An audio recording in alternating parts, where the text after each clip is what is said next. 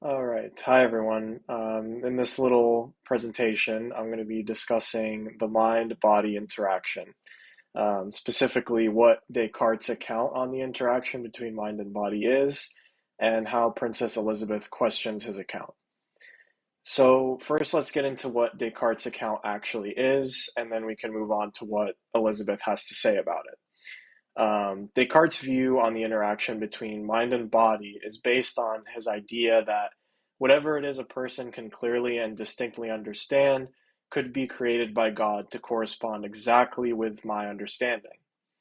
He will then move on to say that we have a clear and distinct idea of our minds as a thinking thing, and only a thinking thing, and we also have a clear and distinct idea of our bodies as an extended thing. From all this, he concludes that our minds and bodies can exist independently of one another.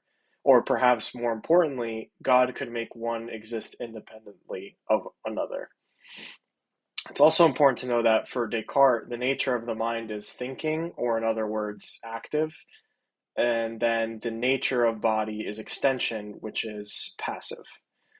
So a mind, let's label the mind as A for now, and a body, which we'll label as B, are distinct, at least according to Descartes. In other words, it is possible for A and B to operate independently despite them always being connected. So, what does Elizabeth have to say about Descartes' view regarding this? She says, how could it be possible for the mind to make the body, which is also known as a machine in this argument, produce action if A, again the mind, and B, the body, are distinct? Elizabeth is inclined to ask such a question because her view on interaction between the mind and body goes a little bit something like this. Determination of movement is from an impulsion of the thing being moved, which is inclination, pushing of the thing which moves it, so being pushed by something else, and the qualification of fire for superficies or surface of the movement. She'll also say, under the conventions of mechanical philosophy, or as Descartes will say, extension, if there is a billiard ball A and a billiard ball B, such that A is moving to come in contact with B, there is nothing intrinsic about this ball moving. Um, Elizabeth will go even further into her criticism and say that souls and minds aren't things that can be considered extended, which would rule out mind-body causation. She also points out that souls are immaterial and thus can't contact other things. Therefore, a mind can't touch a body and thus can't make it move. So Descartes sees these points that Elizabeth makes, and he'll make sort of an interesting reply back. He says that Elizabeth comparing body to body with mind to bodies is really just a category mistake. He'll say that you can't just use something like the billiard ball example in order to explain a complex relation between mind and body.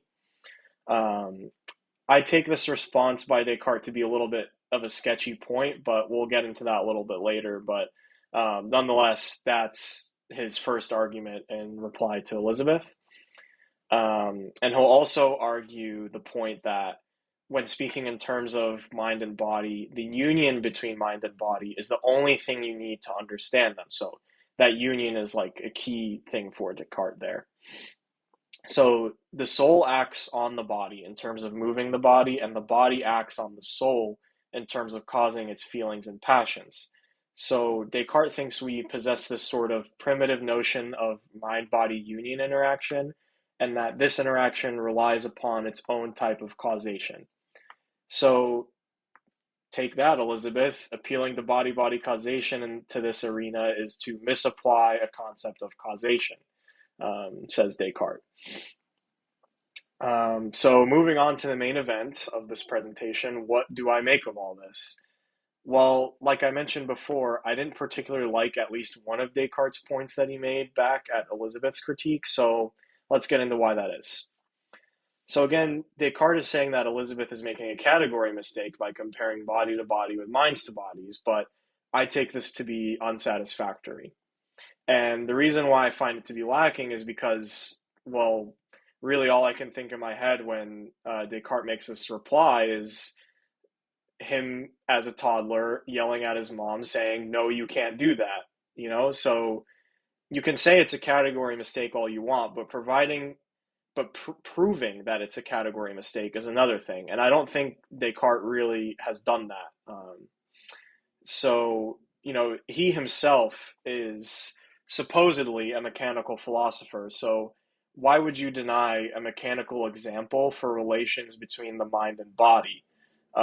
It seems a little bit backwards. And overall, I just think this is Descartes trying to wiggle his way out of the argument from Elizabeth rather than just actually addressing it.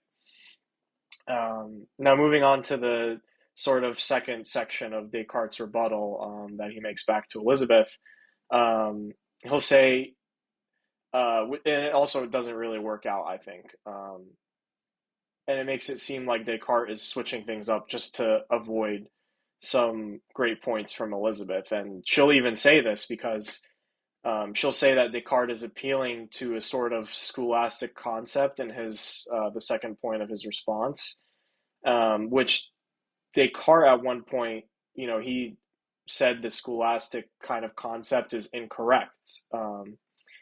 And he's using a scholastic concept in order to try and make us understand how the soul moves the body. So to be clear, again, Descartes is using a concept he once denied in order to try and wiggle his way out of Elizabeth's well-formed argument for a second time now. And due to all this, I feel more than justified to say that Descartes' attempt to reply to Elizabeth is unsuccessful. And that's pretty much all I've got to say about that. Thanks for watching, and I hope I was clear and made it easy on you to leave your responses.